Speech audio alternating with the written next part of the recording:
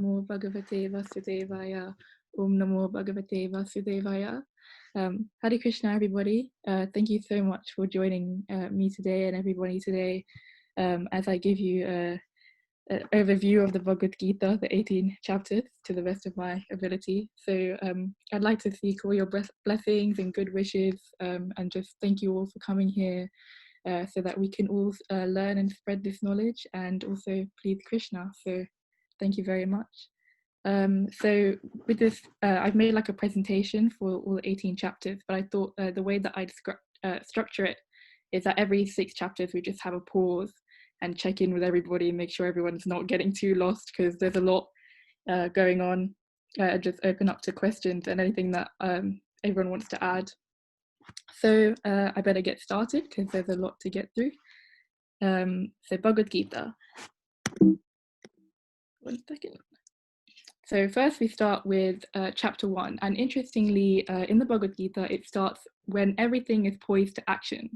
So we're on the battlefield, the big Mahabharata war is about to begin, and now this great scripture is beginning because we also are always in the middle of action. So what better time to think about having spiritual advice than when we have to go into our own battle, which is this material world. And even before Krishna or Arjuna even begins to talk, we already have so many lessons that come from Bhagavad Gita in chapter 1. So, you know, you have Dhritarashtra on the first page and he begins to ask Sanjay for help because he's blind and Sanjay has spiritual vision, so he is able to see forward into Kurukshetra and give Dhritarashtra a little bit of insight about what's happening on the battlefield at the moment. Is that Dhritarashtra is a little bit concerned about the welfare of his sons. He's kind of realizing that this is a spiritual battle and his sons aren't necessarily on the right side of that battle, so he's starting to get a little bit concerned. And this is really key actually, because one of the really big themes of the Bhagavad Gita is this idea that we always need guidance. And even though this is perhaps quite a material sense of surrender for guidance, it already establishes that theme that we need a guru, we need guidance, and we should always be seeking guidance when we're thinking about our spiritual journey. So that's right from the beginning. And then the second sort of lesson, so we have Duryodhan, and he's looking at the army, so he's sort of talking and assessing the strengths of each army, and he's very much being boastful about his own army. He's not really thinking clearly, just being very arrogant and boastful. So, and despite this, we see this, the ominous result of this confrontation is made very clear because there's this bit where they blow the conches, and when Duryodhan's army blows the conches, it's kind of just starts things off. But when Krishna and Arjuna and Bhim start blowing their conches, it shatters the hearts of the sons of Dhritarashtra. And it's already this sense that you can see where the power is, where the spirituality is, and what the outcome of this war is going to be. So when we think about this ourselves, we shouldn't always be boasting and faking that, you know, that we're so superior and things like that. We should be giving and trying to be humble. So that's already some key lessons that we've learned before the dialogue between Arjuna and Krishna begins. So then we start with Arjuna, who wants to take some time to reflect. So he asks Krishna, because in this situation, Krishna is his charioteer, to take him into the middle of the two armies so that he can observe each army and understand who is opposing him, who is with him, what he should do. So he wants to take this time to reflect.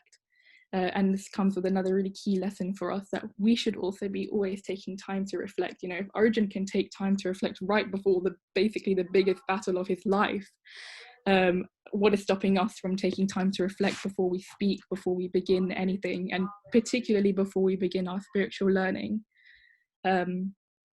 However, when Arjuna does try and undertake this reflection, he becomes very overwhelmed with the consequences of the war. He sees all of his relatives. Krishna purposely takes him in front of Bhishma, who he's very dear to, and he becomes quite bewildered with the sort of gravity of the situation that he's been placed in and how this affects him. And some of the reasons that he gives for not fighting, you know, he's overwhelmed with compassion. He begins to understand that even if he wins the war and gets an unrivaled kingdom, would he really be happy if all his dear ones are dead? You know, his guru, the family sage, Kripacharya, Bhishma, all of these people are going to die if they lose the war, which they do eventually die. He's scared of incurring sin because it's essentially a war between two families, and this is leading to the disintegration of society, especially because this is a royal family, about setting that example for the rest of Hastinapur. So he feels that this might incur bad karma by this disintegration. And so eventually he just resolves not to fight. But the reason why I included these reasons originally, so why he resolves not to fight before Krishna convinces him, is because we can see that all of these are based on his individual attachment to the situation. And one of the key lessons as we go forward is removing this attachment from individual attachment and thinking about our greater duty. So this is what's really summarized in chapter 2, which we'll go on to look at right now.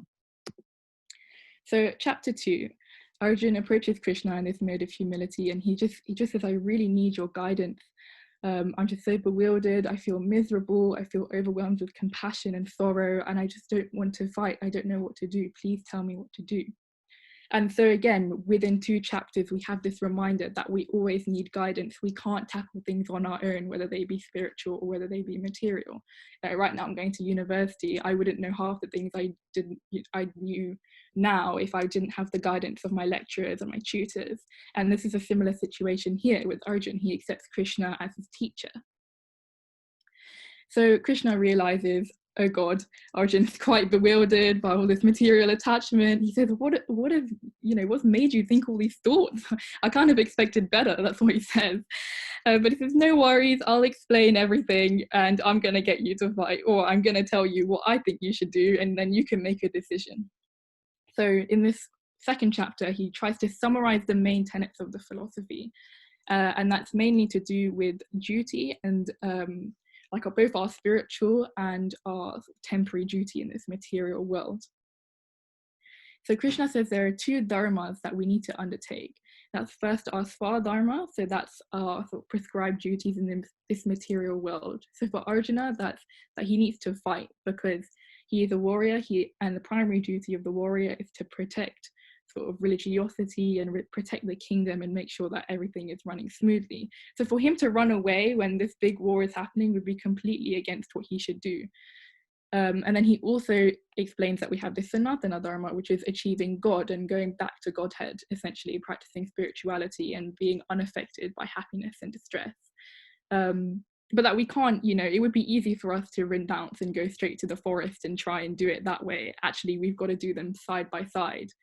And Krishna immediately brings in this idea of balance. We need to be balancing both our material duties and our spiritual duties, but understanding that our spiritual duty is the ultimate aim of our time here in this material world, particularly in this human birth.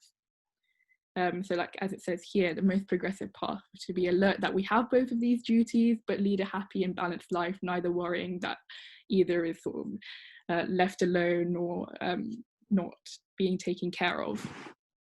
He then goes on to explain what the symptoms are of the spiritualist, of someone who's understood this transcendental knowledge that they need to be doing both of these duties, and that is unattached to his material duty, but is simply doing it out of the fact that it needs to be done while he's on earth. And this is called the self-realized soul, or the Atmarama. So the Atmarama is unaffected by happiness and distress, gain or loss, honor and dishonor. Or, in other words, these dualities that we will have to experience in life. One moment we're happy, the other moment we're sad. We should just acknowledge that change is a constant part of the material world, and that by transcending these and not feeling sort of affected by them, we no longer fear sadness being around the corner, or we're no longer attached in the same way that we see Arjuna is at the beginning.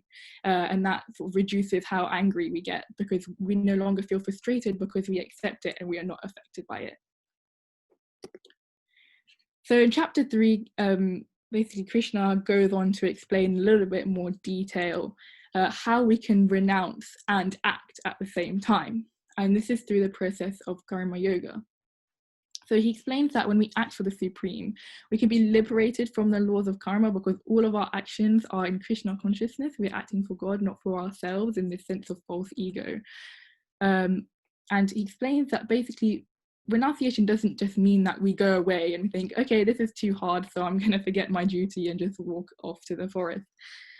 We always need to act. And actually, if anything, not acting is an action in itself. So, if you have a policeman, this is an analogy that I heard from Nabi, that if there's a policeman who sees a robber and he goes, oh, I better not catch that robber because I want to be peaceful, actually he's not doing his duty, and by not acting, someone's house has got robbed. So that has a reaction. We can't just think that if we don't act at all, there will be no reaction. So instead, Krishna explains to us that we should redirect the intentions of our actions and seek to please God instead of just seeking our own sort of worldly gain. And so Krishna also outlines a yoga ladder about how we can come to this level. So first, you just have a normal person who's just engaged in material enjoyment, regular people that you see on the street nowadays that don't think about the higher spiritual purposes necessarily. Now, when you start on your spiritual journey, you might then come to karma kanda, then you have this slight awareness that you can act in religiosity, but you're still seeking material gain. So you're still doing these sacrifices for your own material pleasure or to get something in return. And then karma yoga can be split into two sections. So first is sakama karma yoga. So first, that means you're offering up more of your fruits to the Lord, but there's still some selfish intention, still keeping a portion for yourself, which you see as yours. So you're still sort of attached to that there. And then nishkama karma yoga, which is where you completely renounce the fruits up to the Lord. And this is, a very, very advanced form, the aim of all of us ultimately. And then Krishna also goes on to explain that, even if we become liberated in this world, we attain this nishkama karma yoga, that we shouldn't just abandon it and think, oh, we're self-realized, so that's it now, we've made it, we've got to our goal. Actually, we should be setting the example for others and spreading this knowledge to others and showing other people how they can also become liberated. And Krishna sort of uses the same example of himself. He's God himself, but he doesn't have to necessarily do any prescribed duties, but he comes down here, he helps us be spiritual, he maintains us, he continues to work to set an example about what we should be doing as well. And then finally, Arjuna wants to know a situation that we've all been in, when we know that what we should be doing, but we somehow get passionate or angry and we say the wrong thing or do the wrong thing. Why do we commit sins when we know that we shouldn't? And so Krishna explains that the root of all sins and mistakes is this idea of lust. We desire, and then when that's not achieved, because we're constantly seeking desires in this material world, we then get angry, and then we also get distressed because they're not being achieved. And this is very confusing and bewildering to us, because we actually don't know what's best for the soul, and what's ultimately best for the soul is for us to go back home to the spiritual kingdom. So now Krishna moves on to explaining transcendental knowledge, which can also help us understand a little bit more about how we can depart away from sin, where spiritual knowledge comes from, and how we can acquire it ourselves to continue on the spiritual journey. So, as you get, every appliance comes with an instruction manual, so does life, luckily. And this is in the scriptures, so both the Vedas and the Bhagavad Gita, which we're studying now, and many other scriptures. There are so many places where we can look, but luckily the Bhagavad Gita sort of summarizes a lot of this Vedic knowledge for us. And this is imparted at the time of creation. Krishna explains how he set up this eternal education system, and that was that it was to be passed down. So Krishna explains at the time of creation, and then it gets passed down in disciplic succession, where sort of saintly people who have understood the truth preach and pass down the information to help people go back to Godhead and understand the nature of this transcendental knowledge. And then Krishna explains why he has come down, or one of the reasons why he's come down is that he periodically appears in different avatars to inject spirituality and then remove these materialistic influences that are obstructing our path to spirituality, and ensure that the universe is smoothly functioning to help us along the way. And when it's received through this eternal education system, we know that it's right. So certain misconceptions that always tend to arise about God become gradually clarified. And Krishna clarifies some of these now in this chapter. So he discusses the fact that actually Hinduism isn't polytheistic, it's monotheistic. There's one God, Supreme Personality of Godhead. And then he also explains a little bit about the caste system, because that has now developed into something that it's not supposed to be, but originally it was supposed to be down to your nature, and you'd be born and you'd understand whatever nature you were in, that was your caste.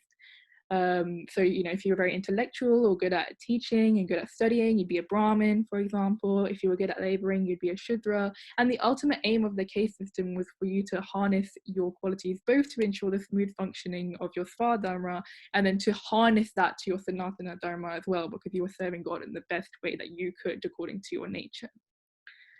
Then Krishna goes on to explain a little bit more about the laws of karma, which are really complex, but I've tried to simplify it here down to there's bad karma, which is obviously when you do something wrong, so get angry, hurt someone else, that's going to come with a bad reaction.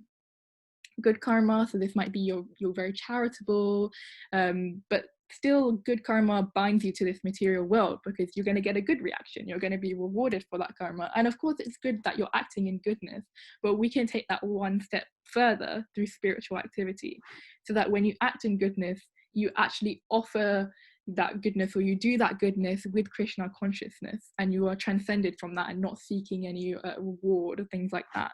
And that way you can dovetail it to Krishna, not be bound to this material world. And that's basically how you can transcend. And then finally, in the final section of this chapter, Krishna explains that we have to make a sacrifice to acquire transcendental knowledge. And this sacrifice should be situated in that all sacrifices are to attain the Supreme Personality of Godhead. So it should be in that knowledge that we want to do that. And he specifically goes into detail about how we can sacrifice our pride and approach a guru, genuinely inquire from him, approach him with humility and build a relationship, because we can ultimately, as it's said here with the eternal education system, receive this transcendental knowledge from a realized soul who knows the truth already. So in chapter 5, Arjuna is he's still a bit confused in terms of, he says that he sees renunciation and action as two mutually exclusive paths.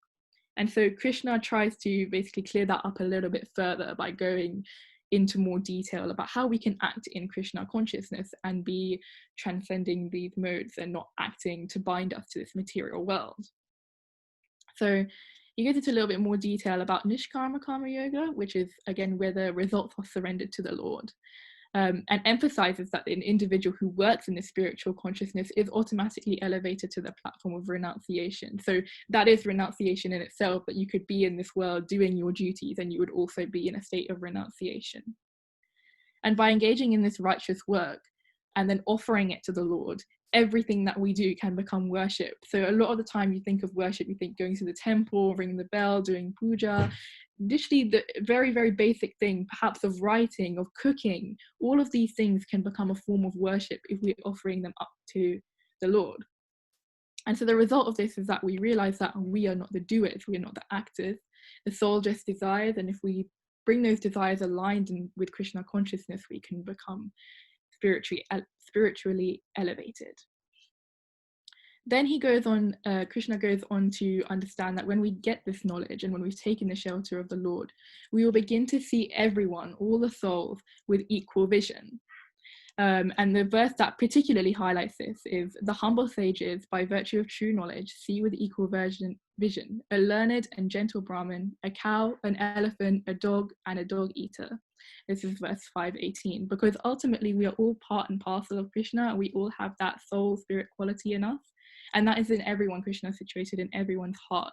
So when we've taken the shelter of the Lord, we can understand his nature, and particularly understand that part of his energy is in every single soul on this earth.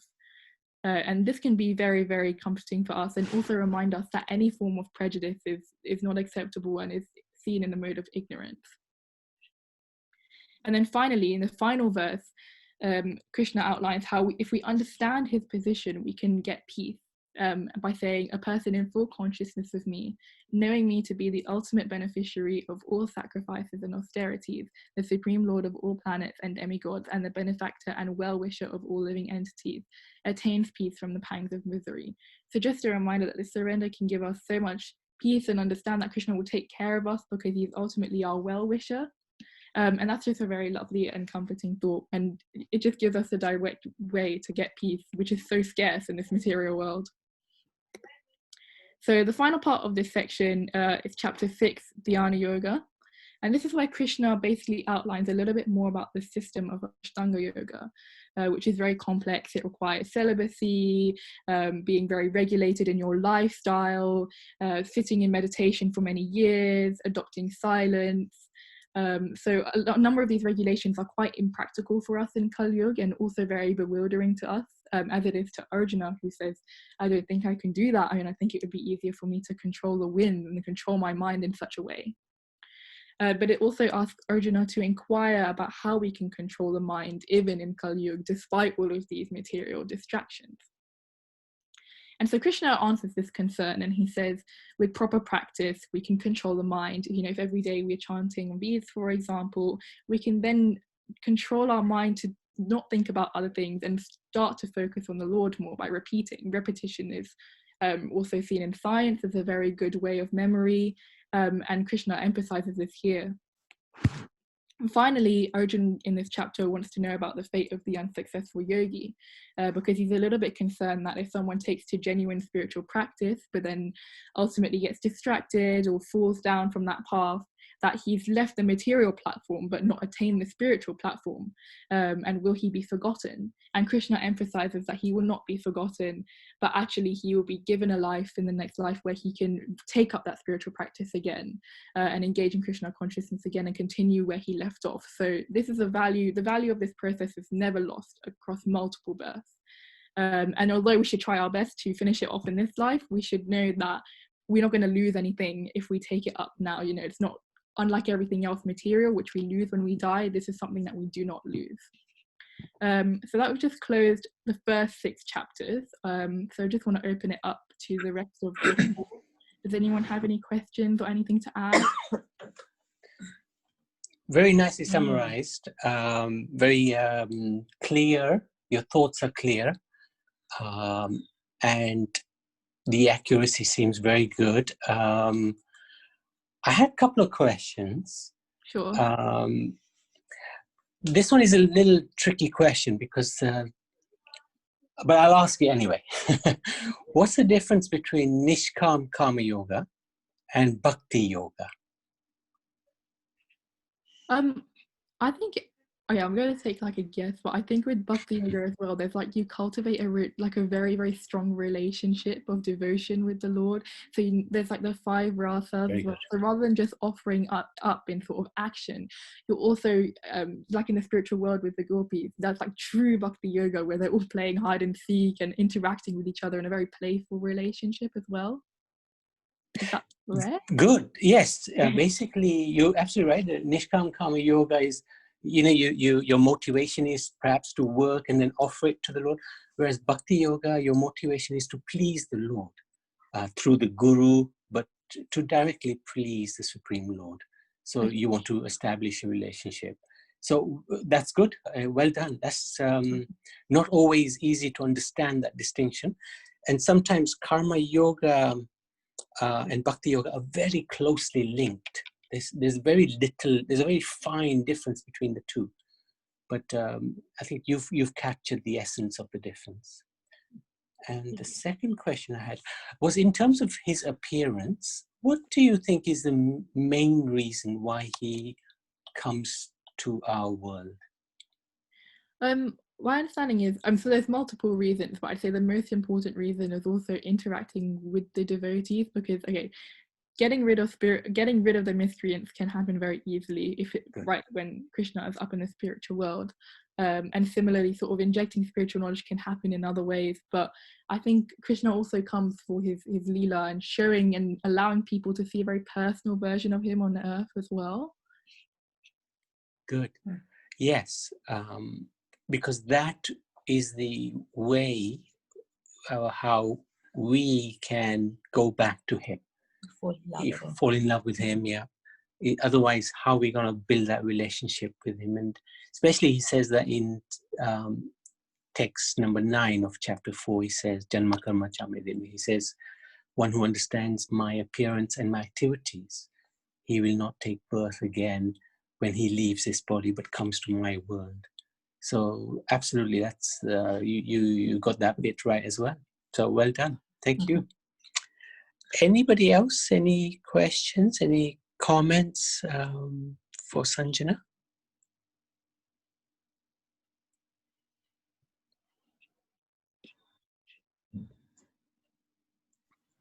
Well, Nabi, it's very well done, very concise and to the point. So it's very well done. Thank you. Thank you. Okay, you can carry on. Yeah. I hope the pace is okay for everyone. I know that I'm a bit nervous, so I might be steamrolling ahead. No, it is fast, it is quick, but we didn't give you that much time, if you like, and there isn't that much time, so that's why some overview is good. Yeah, I think future classes, you can go into more detail into the various subjects, but this one you've got the pace about right. Okay. Thank you. Just an acknowledgement that for the next few slides, if you came to my presentation last week, they might be a little bit similar, but like I've tried to condense it a little bit more because we've got less time. So chapter 7, Krishna, this section is called Bhakti Yoga. So like we were just talking about in that discussion, the idea of Bhakti Yoga as well is that we want to fall in love with Krishna and we want to understand where he is, where we can find him and how we can approach him. And so that's why Krishna starts off with this knowledge of the absolute, because the first process for us cultivating this relationship of bhakti with Krishna is that we can hear about him, we can hear about his pastimes and the things that he does and where he is, and fall in love with that. So Krishna gives us a little bit of a sense of where he is in the material world, and he uses a sort of, there's an analogy that he's like a thread in the pearl necklace, so he holds everything together. He's the energy behind everything that is functioning, the energy behind our souls, the energy behind the tree's souls. He's in the taste of water, so he's maintaining us everywhere and also sort of within us, guiding us as well. So when people say where's God, you can tell them actually he's everywhere. And then Krishna goes on to outline the people who approach him and the people who do not approach him. So the 4 types of people who tend to reject God are very, very preoccupied with this material world. They tend to find themselves in illusion of lust and desires. They might have an atheistic nature. They might be in a situation where they're not sort of educated in the spiritual understandings, and therefore find it hard to approach God without that knowledge. And there are 4 types of people who do accept God. They might be seeking wealth, and they might be, asking God, please give me money, please use your material potencies to give me some material wealth. They may be distressed, and they feel like the only person now they can rely on is God, and they're turning to him. They're inquisitive. They feel like there is more to life. And they seek knowledge about, the truth of life. They seek knowledge about what's going on in the world and how everything works. So as you can see with all of these, it feels like it's more for us to find out something or get something. But even if we approach in this mood, as we gradually cultivate this bhakti, this love for Krishna, then it will be purified into sort of a more selfless love. To actually approach initially selflessly is very, very rare. And it takes multiple births. And Krishna emphasizes this himself in chapter 7. And then finally, Krishna explains the difference between who the devatas are and who he is as Supreme Lord. So it's monotheistic. Krishna is the Supreme Personality of Godhead, but it's multi-layered in terms of there are devatas who are responsible for different things, and we can worship them if we would like for material gain. But this isn't ultimately going to be about how we can liberate ourselves if we're looking for this material gain. And while there's many forms of Krishna, so some people, for example, Hanuman will always worship Ram. He serves Ram, and he's met Krishna, but he's so attracted to that personality of Ram that he will always be serving that personality, and that's fine because it's part of the polymorphic expansions of Krishna, the Vishnu Tattva. Other people, for example, may be attracted to Narasimha. So there are many different ways that we can access Krishna. It's really about which personality in this polymorphic expansions that you might be attracted to. And then finally, although it's monotheism, there is also like a bitheism element because there's a divine couple, and that's Radha and Krishna. So Radha is a sort of female divine energy of Krishna, and so one supreme soul, but it's sort of manifested in these 2 forms. So then in chapter 8, Arjun asks 8 questions. One of them is about what happens at the time of death. And the fact that Arjun is able to ask these 8 questions is also a reminder for us, that we should never be afraid to inquire. Spiritual inquiry and doubt is always it's an element of the intelligence, and so we shouldn't be afraid to ask questions, because these can solidify our faith and get rid of our doubts. You know, Krishna emphasizes that you slash doubts with the sword of knowledge, and asking these questions is an element of that. So the most important question that Arjun asks is, what happens at the time of death? And Krishna emphasizes, he replies that whatever your consciousness is at the time of death, that will basically be what you attain. So if you're thinking, I really want to sleep right now, you might become a bear because they get to hibernate. If you're thinking, I really want to eat, you might become a predatory animal because you get a lot of time to hunt and do things like that. But similarly, if you're thinking about Krishna, you'll attain Krishna and go to his spiritual abode. And a key lesson here is that, you know, a lot of the time when you die, your whole life flashes before your eyes. You tend to probably think about your aspirations and what sort of things you've been thinking about when you were living. So if you're thinking about Krishna all the time when you're living, the likelihood is you probably will be thinking about him when you're about to die as well, because you realize that we are completely surrendered onto him and he is the ultimate proprietor of us. So we should be encouraging ourselves to sort of always think and serve Krishna throughout our life, so that we're prepared for the sort of end, which is not the end actually, it's just the beginning, because we get to go back to the spiritual world and have our eternal condition as the soul there. And Krishna goes on to describe a little bit more about the intricacies about what happens at the time of death. So there are a number of different spiritual practitioners, and depending on sort of the work that they do and the path that they go down, this will be like how they attain a various position in their next life. So I've just sort of summed it up here, that if you're doing the Karma Kanda Yoga, so that's the initial sort of using austerities and religiosity, but seeking it for material benefit, you retain the earth and the heaven. And then if you're becoming a Karma Yogi, might attain the heavens and a good family. So a Jnana Yogi, when you're sort of meditating, you're gathering knowledge about Brahman realization, you attain the Brahman. And then a very complex Ashtanga Yoga, which we talked about in chapter 6. Depending on your sort of consciousness at the time, either you might merge to the Brahman, or you might sort of have a localized realization and merge with the Krishna's localized form in the heart. So using the heart of everyone, that's the Paramatma.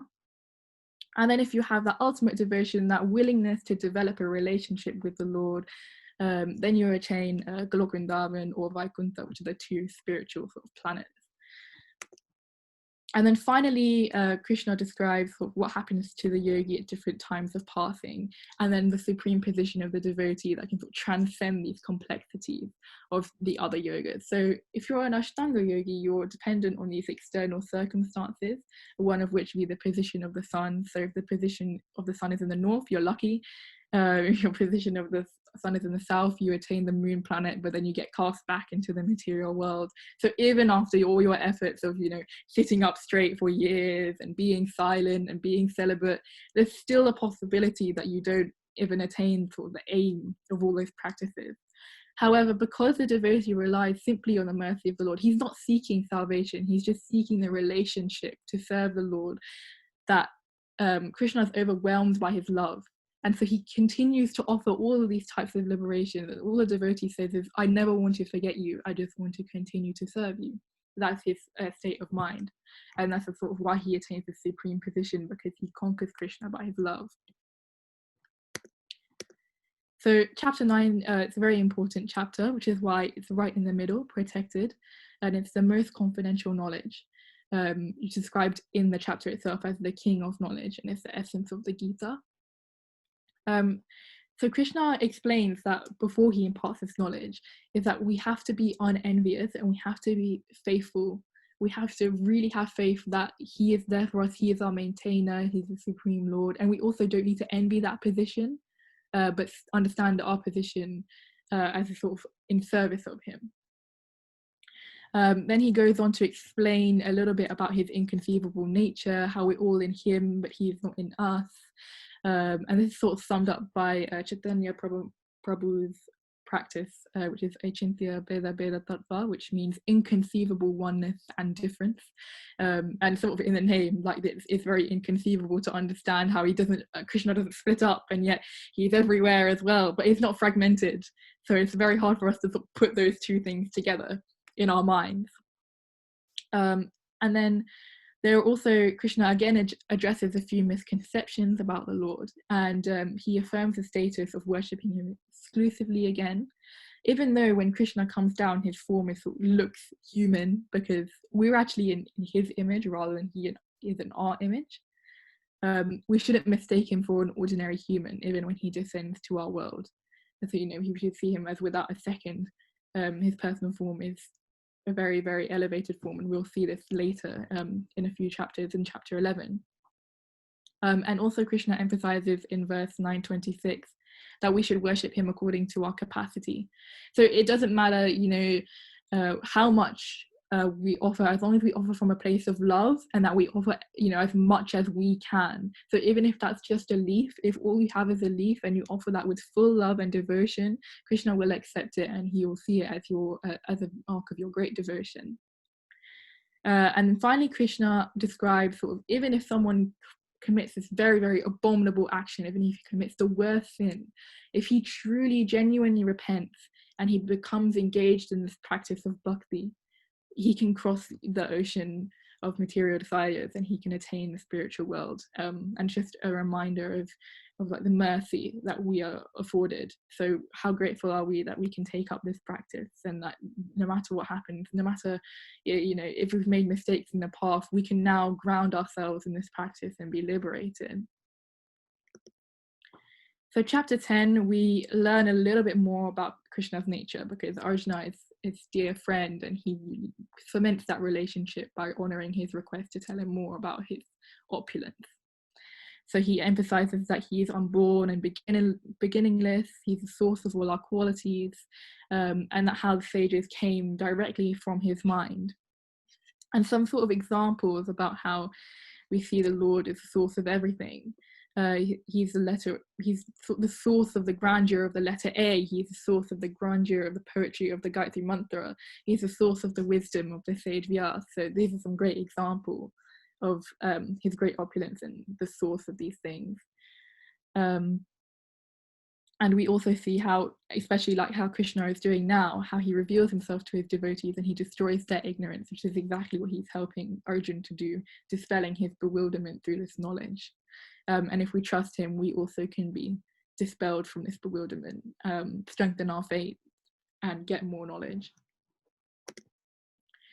So we now come to chapter 11, and this is where Arjuna requests to see Krishna's universal form.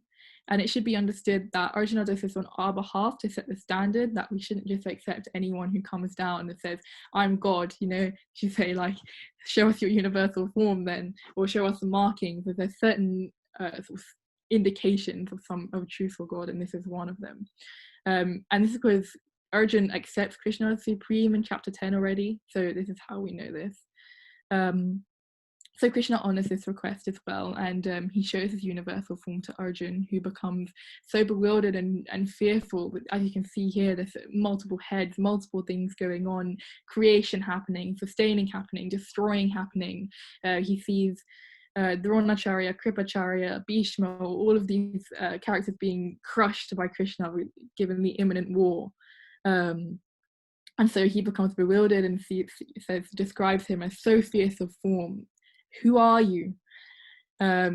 Krishna explains that I'm time, I'm this destroyer. In this case, this is the role that you've got to play. You've got to be my instrument, and you've just got to do it and take the credit sort of in this material world.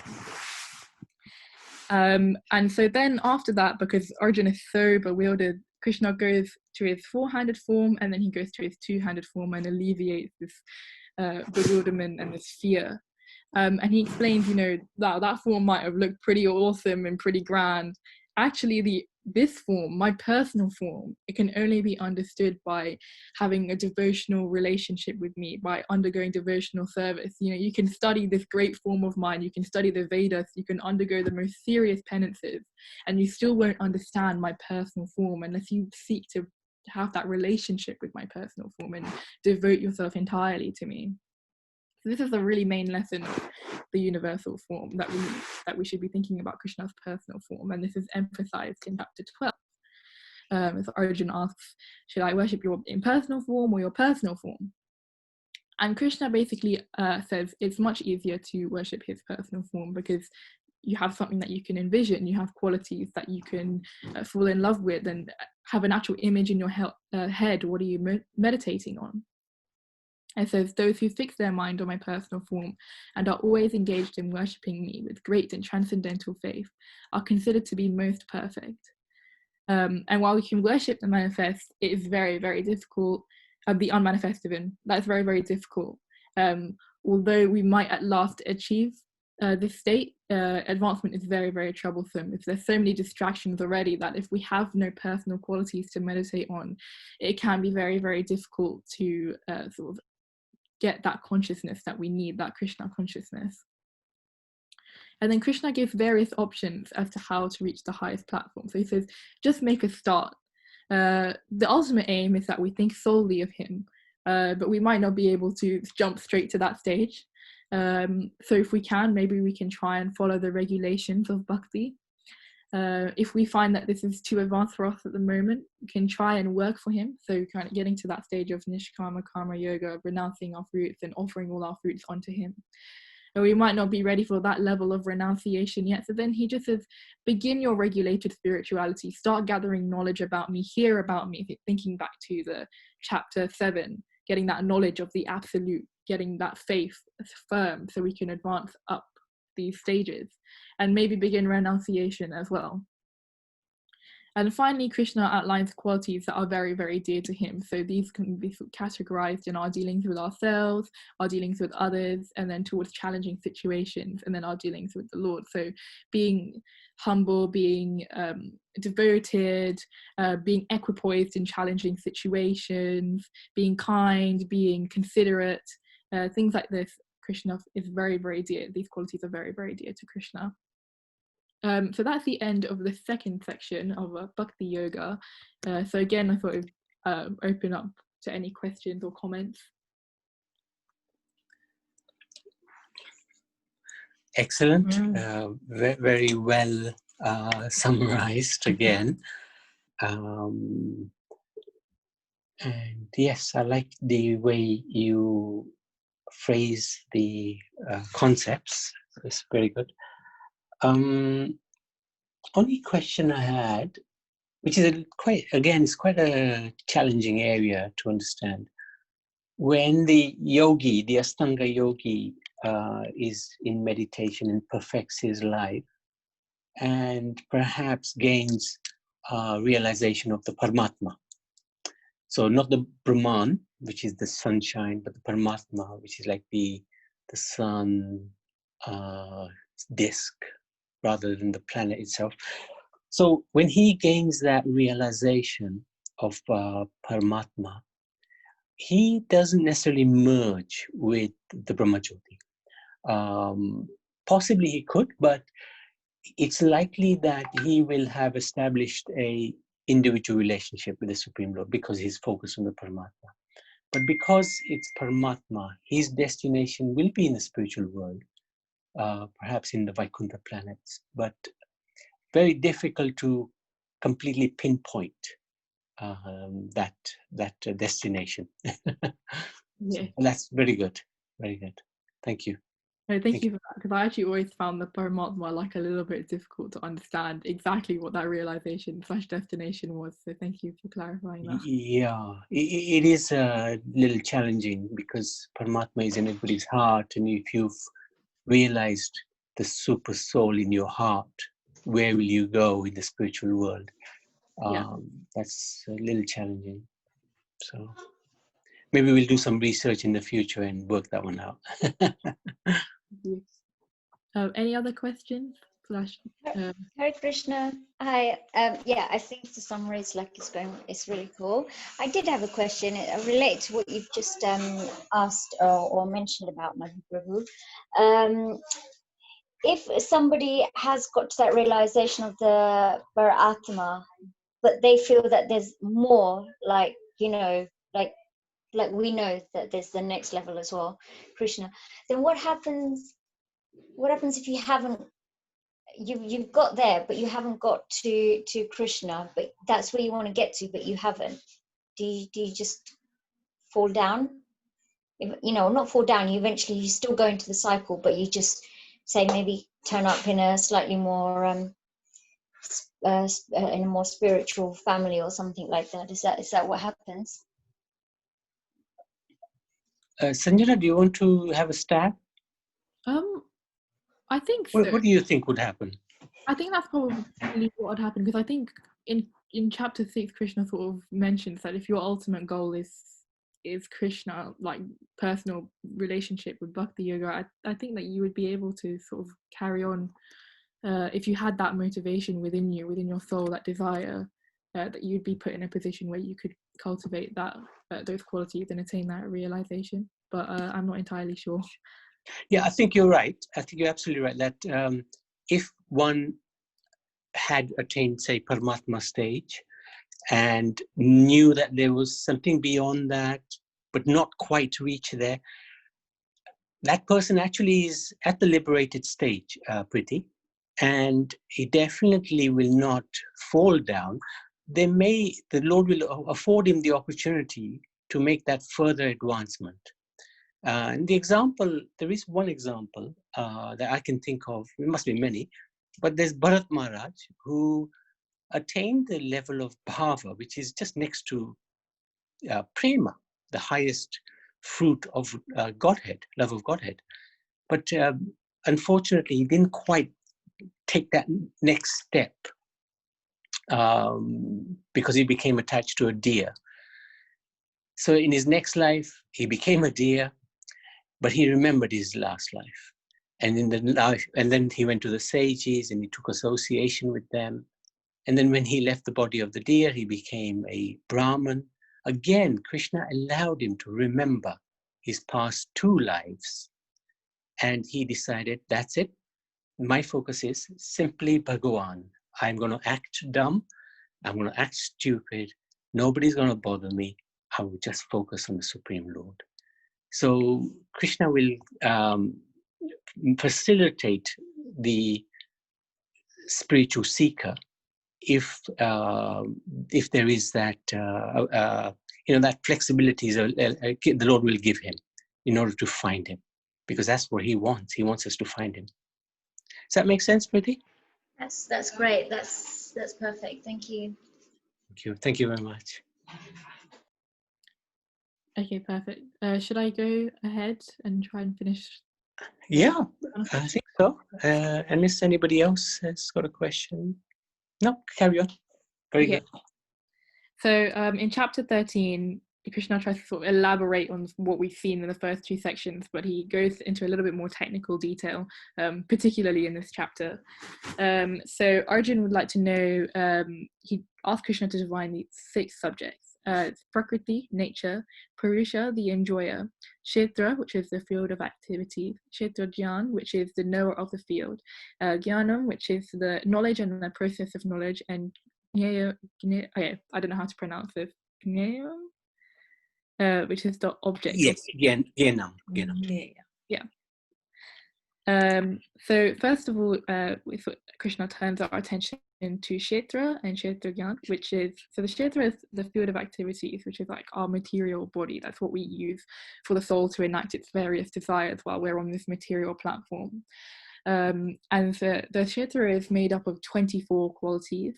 So we've got the sort of gross bodily elements: earth, water, fire, air, ether. We've got the 11 senses. There's the 5 working senses, the 5 knowledge gathering senses, and the mind. We've got the buddhi, which is our intellect, and we've got false ego, which is constantly binding us to this world, and it's kind of quite problematic.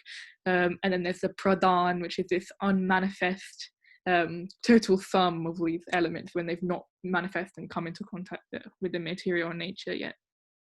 And there are 2 knowers of the field. So the first knower of the field is our individual soul. We as that, when we are that knower of the field, we only know our own sort of body, and second knower of the field is the Paramatma Krishna, who's our guide and our well-wisher. He knows everybody's field. So, he knows my field, he knows Navi Prabhu's field, he knows everybody on this call knows their field. So sort of analogy for that is, think about like king or a head of state. They've got like the census results, they know who owns what land, who goes where, who lives where, whereas we might know a couple of things about our friends, but in terms of our own land and things like that, we only know our own field, our literal fields there. So that's a good way of thinking about the Kshetra and the knowers of the field, and the position of us as a knower of the field, the position of Krishna as this knower of the field, this witness, and also this guide if we surrender onto him and ask for his guidance. And Krishna goes on to explain what knowledge is. So he says that true knowledge is revealed within the heart of a deserving person. And the way that we can become this deserving person, the way that we can acquire this knowledge, is by acquiring these divine qualities. And one of the greatest qualities of these divine qualities is humility. So, knowing that we are not the doer, knowing that we're not the full knower, but understanding that Krishna is our maintainer. At the same time, though, humility doesn't mean becoming a doormat. It just means understanding our position and then doing our service with full confidence and fearlessness as well in this knowledge. So it doesn't mean that you just let everybody treat you badly and things like that, or completely undermine all your opinions. It's understanding that knowledge and then becoming humble in terms of your position as a fallible being. And knowledge is also, it's not about, like for example in your GCSE exams when you're memorizing and just regurgitating all this information. That's not what spiritual knowledge is about, but it's actually about exhibiting how you're putting it into practice, cultivating this exemplary personal character and using practical behavior to help disentangle us from this world. And then finally Krishna sort of describes, so he goes on to describe the nature of the soul. And he makes it quite clear to us that the object of knowledge, the purpose of all knowledge, is to realize that realize we are the soul, realize that the soul and the super soul are eternally individual. So we are our own eternal personality, and Krishna is his own eternal personality. At the same time, we're also intimately connected through our rasa with the Lord. This is what we need to realize. That's why we look to gather knowledge, we look to gather spiritual knowledge. It then also goes on to describe material nature and our interaction with us. So basically, we had this desire where we wanted to lord over and control and enjoy matter. And so that's why we've been placed in this situation where we think we can do this, but we actually can't. And through false ego, we think we're acting and controlling and enjoying it. But once we realize that that's actually not our position, and we transcend that position, then we can escape the entanglement of material nature. So once we realize that the super soul is the actual enjoyer of nature, and all this material nature and the individual soul is ultimately meant for his enjoyment, then we can be liberated from this false ego and this false impression that we are the ultimate enjoyers of all things. So chapter 14, Krishna basically explains a little bit more about why we do this and why we get entangled and how we're affected by these three modes of material nature, which are called gunas.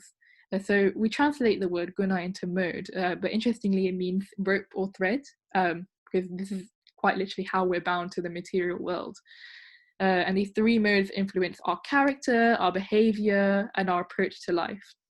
So this chapter is really useful because once we understand how they work, then we can start to think about how we can liberate ourselves from the influence of these three modes and transcend them.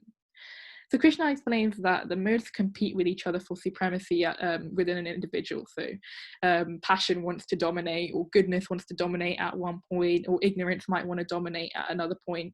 Sometimes this can be in congruence with like a certain time of the day. So if we're waking up early in the morning wanting to chant and meditate, we're in a position of goodness. We then might move on to the day, work is starting, school is starting, we've got to go on a commute, we've got to rush here, we've got to attend this meeting, passion is kicking in, so we want to do multiple things all for our own gain. Near the end of the day, we're sort of exhausted by our passion, we're tired, we're irritable, we're starting to go into this mode of ignorance. And Krishna then goes on to outline a little bit more about the attributes of those who are in these three modes. This is sort of just a very brief summary, but it's like goodness pacifies us as the individual. We are sort of in a clearer state of mind. We see things very clearly because it motivates joy, wisdom, altruism or selflessness, and also kindness.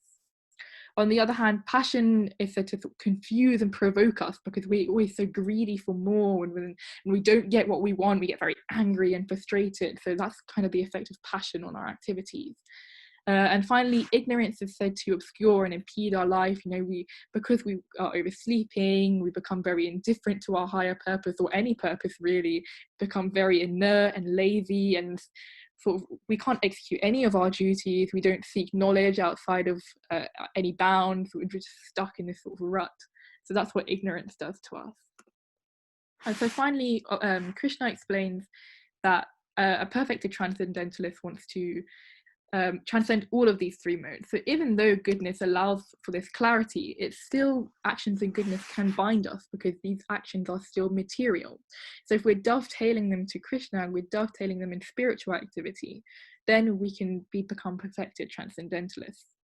And he also explains that we're equipoised in happiness and distress again. We look upon, if we have a lump of earth, if we're given a stone, or even if we're given a piece of gold, we see them all as equal because ultimately they're all material. And if we engage in devotional service, we can transcend these three modes. So that's a lesson that we can take from this. When we take this path of bhakti yoga, we can become above the three modes. So in chapter 15, we get a little bit more understanding of how the material world works and how we get entangled in the material world. Krishna begins this chapter with this analogy of the banyan tree. So there's a banyan tree, and then it's been reflected in a water, let's say like a lake.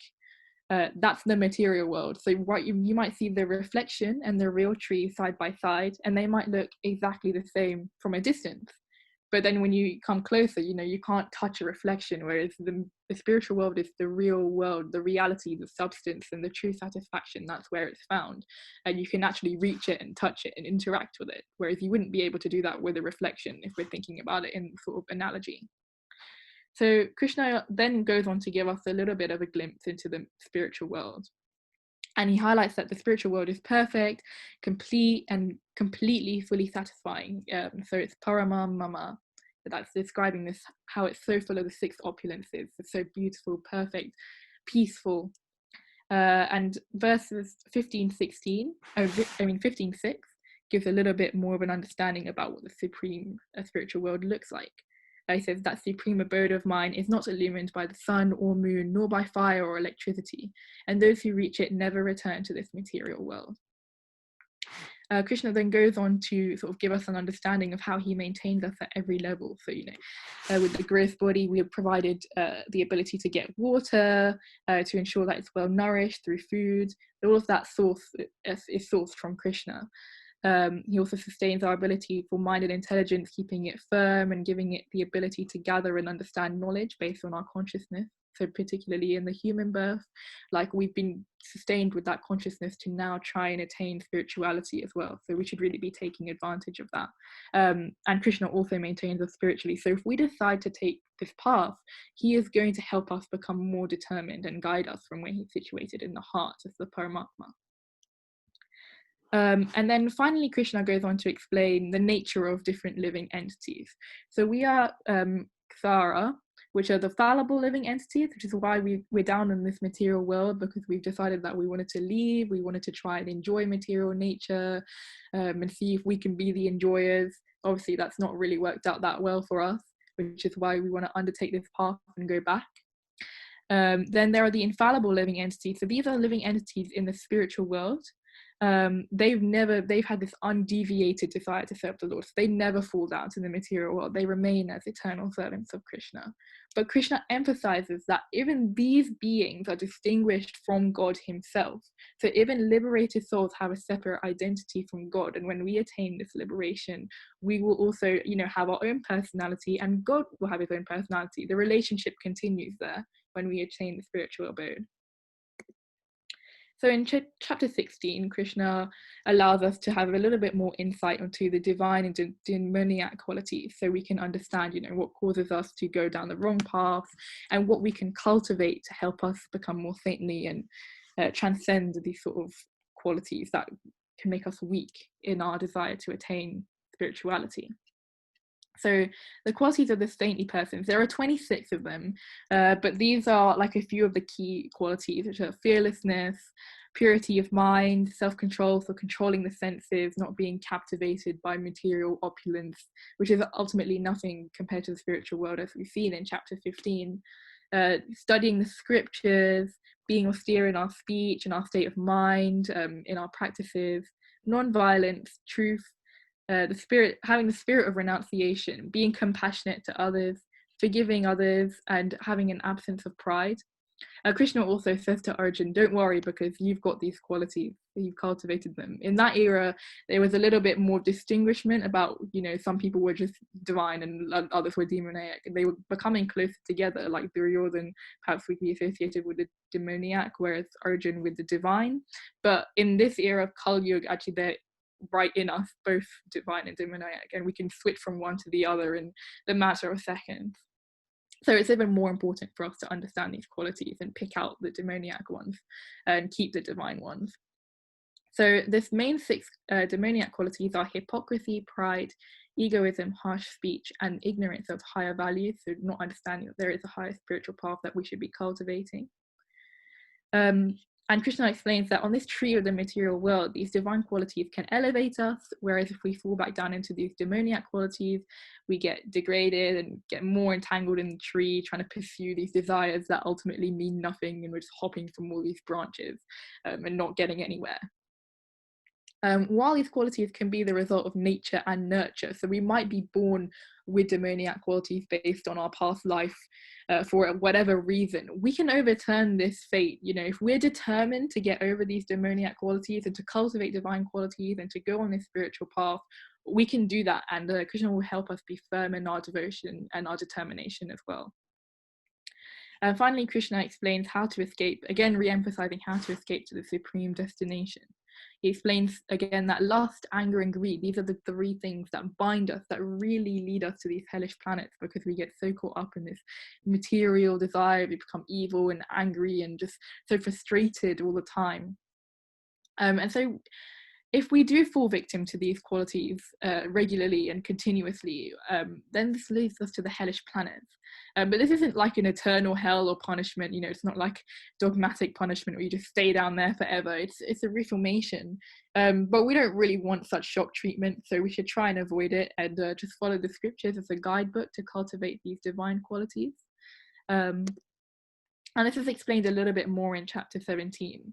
Because ultimately, everyone has faith in something. They might say, oh, I don't believe in God, I'm not a person of faith. They're going to put faith in something, because we all like to put faith in something. It's actually our automatic nature. But by following the scriptures, we can make sure that we're putting our faith in the right thing rather than following our natural instincts, which will ultimately be grounded in these 3 modes of material nature.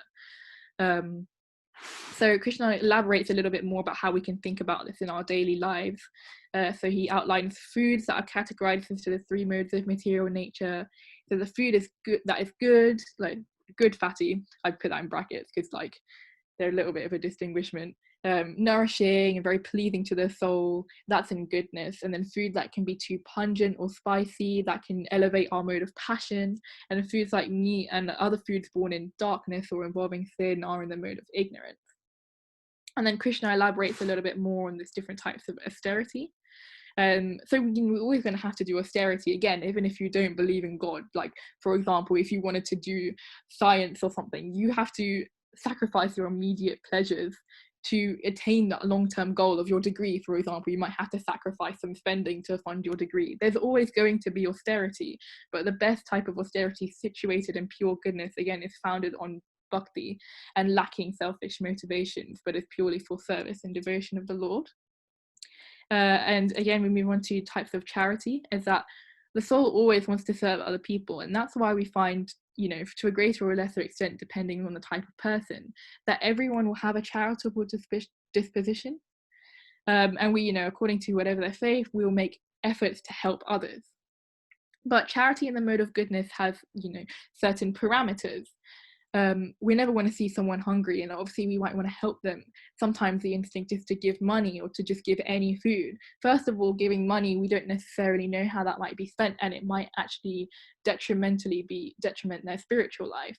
So if we want to help them on both levels, again, back to balancing Swadharma and Sanatana Dharma, you're giving them food which is good for their material body, and not letting them go hungry, and serving them. But then if you give them prasad, you're also elevating them spiritually, and this will actually benefit their consciousness for life as well. So simply, get some fruit, quickly offering it up to the Lord, and then giving it to this person, the benefit just becomes tenfold. And then finally, Krishna outlines the significance of Om Tat Sat. Explains that Om is the seed mantra throughout the Vedic scriptures. So that all Vedic mantras begin with Om, and that's because they're denoting and addressing the Supreme Lord. And this just really follows on from what Krishna has been explaining throughout the Bhagavad Gita. So in the Bhagavad Gita, he describes himself as Om 3 times. So we should be in no doubt that it's the origin of the Supreme Lord, and that's what we're addressing when we do that. So finally, we got to chapter 18, which is Krishna's talking about the perfection of renunciation. So Arjuna inquires a little bit further about what renunciation or tyag is. Krishna sort of distinguishes between tyag, which is like renunciation where you can act, and also sannyas, which is like the renounced order of life, which especially in the earlier ages, that was a natural form. At the end of your kingship, for example, you would take sannyas, so the Brahmins would often take sannyas. But in Kali Yuga, it's a little bit difficult, it's not really recommended. So we should actually be looking at sort of tyag, acting in renunciation instead. So Krishna sort of again emphasizes how do we work in renunciation, and he explains the 5 causes of activity to help us understand this a little bit further.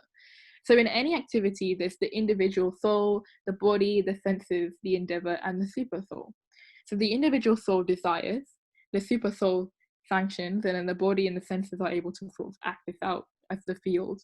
And then the endeavor as well sort of decides a little bit about how the result works out. So we have to put in effort, and we desire, but ultimately us as the individual soul, we're only one part of this activity. So we shouldn't get overly sort of confident that we are doing everything. We're not doing everything.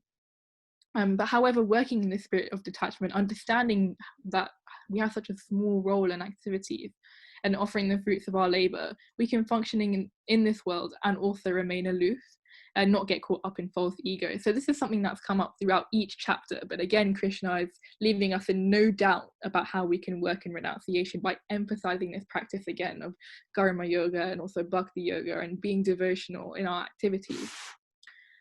There are 3 kinds of knowledge, action, and happiness according to the modes of material nature. The modes of material nature influence all of these things: our knowledge, our actions, our understanding, our determination, and ultimately our sense of happiness. So, if we have knowledge of transcendental spiritual quality, we can be seen as in the mode of goodness.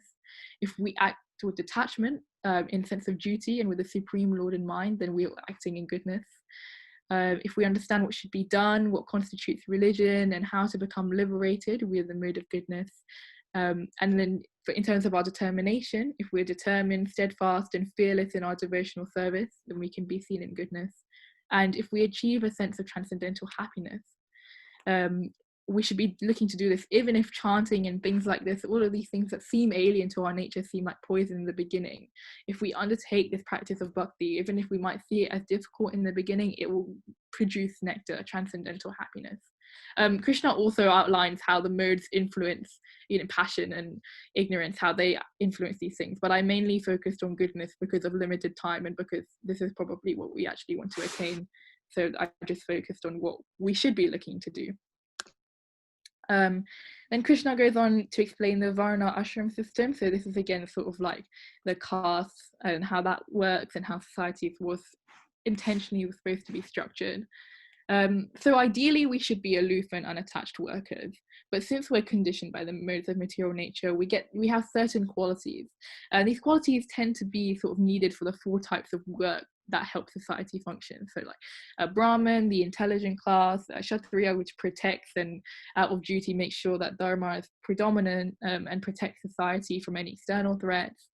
Vaishyas are like the mercantile class, and cow protection and business, you know, keeping all of the trade functioning, and Shudras, who are laborers and do all of those sort of cultivating land, etc. So important thing for this, it's a little bit different now in Kali Yuga, especially in the West. We perhaps don't, we see a little bit of these divisions in society, but the main lesson is that we should understand that we should use our innate qualities to serve the Lord. So I've used like a few more potentially more applicable examples for us. So if you're good at organizing, you know, you can help make events possible, like big events like Janmashtami and things like that. You can help do that, especially during COVID-19, for example. You need like a good organizer to know how to mitigate those challenges. If you're good at singing, you could lead kirtan or sing bhajans, or if you're a good writer, you could write books and articles to help people understand the knowledge. And then Krishna concludes with a final message. He kind of just concludes everything that we've gone over in these last 18 chapters, that all activities, everything that we do, everything that we practice, all spiritual paths, they're ultimately aimed at achieving pure love of God. And that's what yoga means. Yoga means connection with God. It's taken a completely different sort of understanding in the Western world particularly, but that's ultimately what it was supposed to be when it was established. And so the highest realization is to reestablish this relationship with the Supreme Personality of Godhead. We've been given the knowledge, like just as Origin was given the knowledge, so now it is time for us to act, live the philosophy, and to spread the philosophy. And that's how the Bhagavad Gita concludes. So thank you very much, everybody, for coming to this summary today. And I hope that this was useful, and open it up to any questions. That was really brilliant, Sanjana. I was just looking at some of the courses at the Bhaktivedanta Manor, and there's like a 3-hour course on Bhagavad Gita by a devotee who's been in the movement for years.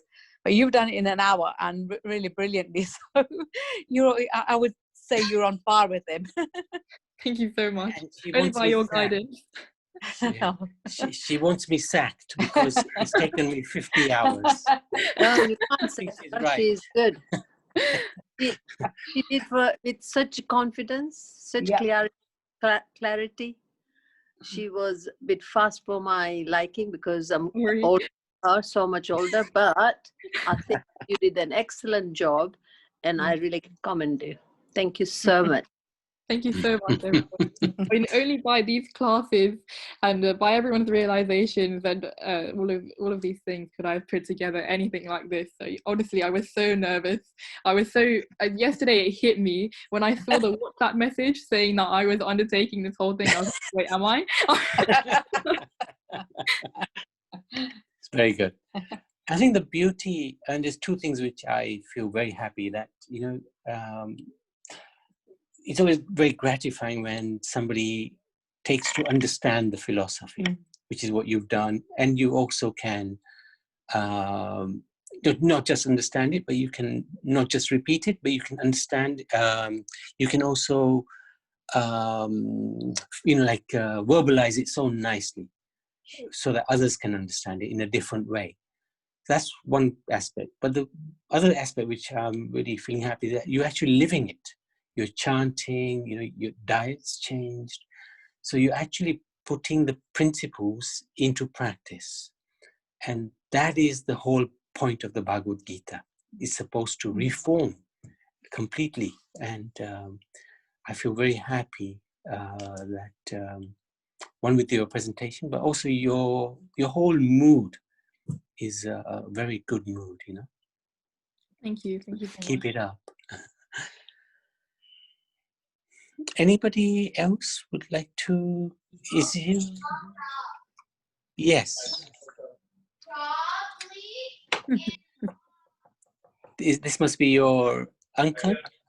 I have to see. I can't see any of the participants. Can't you? Sharing. This is Rohit. Rohit? Yeah, that's my cousins and my uncle. So Uncle is my uncle in America, and okay. Maybe they wanted to say something, but not sure. Are you there, Rohit? No, I was listening to it. It's her aunt. Oh, yes. Hi, Hare Krishna. Good, good, Hare Krishna. So what do you think? So I was just listening to. It's, as I said, she's a very fantastic. You know how she actually bring it across and everything. I find that very impressive and very, very, you know, good to learn. You know, we don't all know what's happening, you know, with the Bhagavad Gita and all that. I mean, I've watched Mahabharata before and all that when I was younger, but just to understand it in a more in-depth way, it's really fantastic. And I think she does a brilliant job doing that. Yes, I agree with you. Of course, you're a little biased. No, I'm not. I'm not. But we're not biased. I'm seriously very impressed with her. Not because she's my niece or anything. I know it might not come across like that, but even my husband was actually saying, "Oh wow, she's really fantastic how she, you know, explains the Bhagavad Gita on each chapter and everything, like, you know." And he was listening to it last time, so good. But I think all your participants had been really fantastic as well, you know. Last week I think I did listen to one of the participants. I don't remember the name actually. Oh, okay. But yeah. Oh, thank you. So tomorrow, for your children, you can join the Children's Sangha if you want. I'll send the Sanjana can send the details to you. I think my sister sent it to me. It's just 6 p.m. isn't it? UK time, yes. UK time. Yeah. I think she sent it to me if I'm not mistaken. I'm sure I saw a link for the 6 p.m. thing. Okay, nice. But if in case I don't, then I'll definitely let her know and, you know, ask her if you can send it to me then. Thank you very much.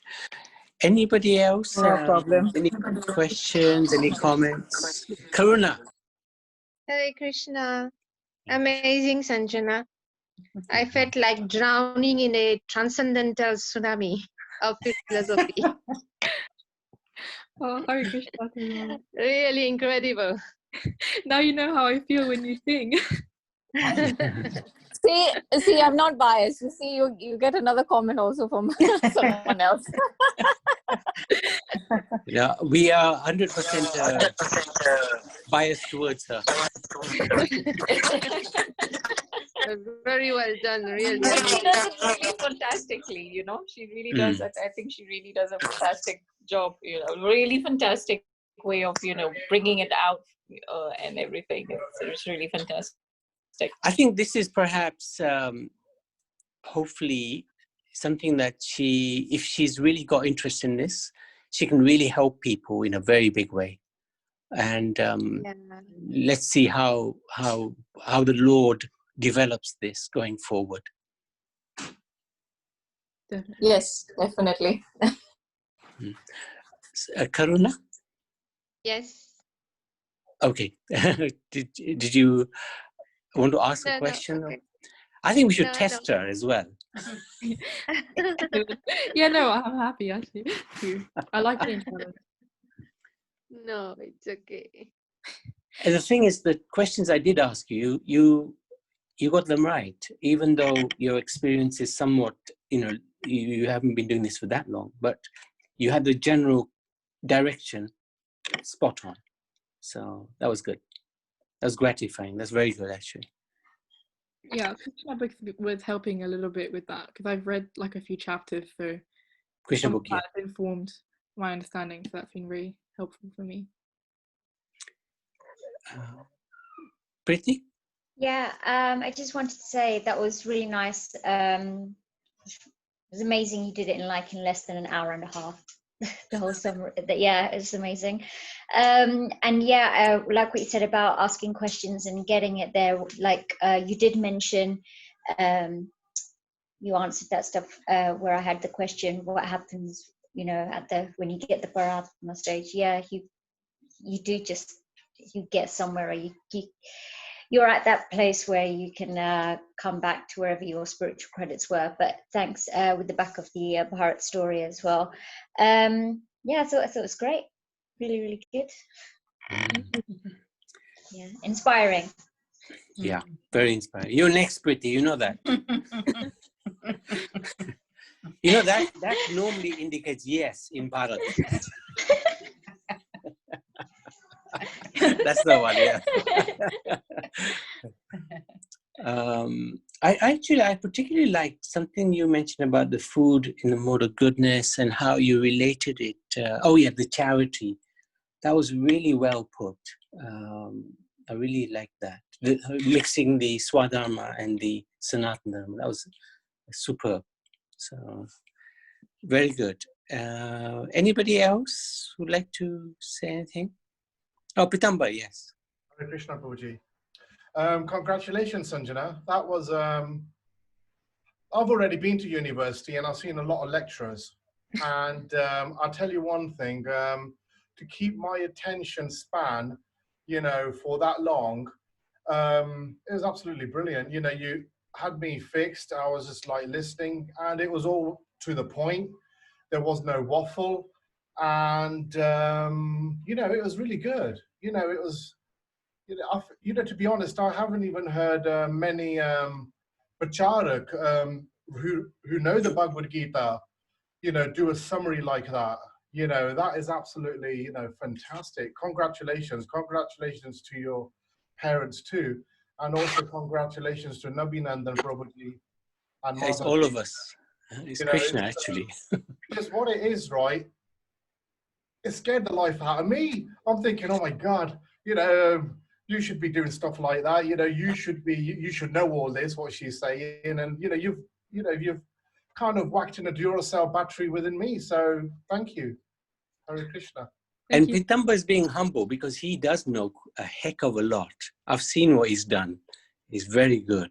I was just about to say that with his thing, you know, some of the things last week also really informed how I tried to approach this. And yeah, just thank you so much again to my parents, to everyone who's informed me, to Nabhinandan, Jayati, this whole group really.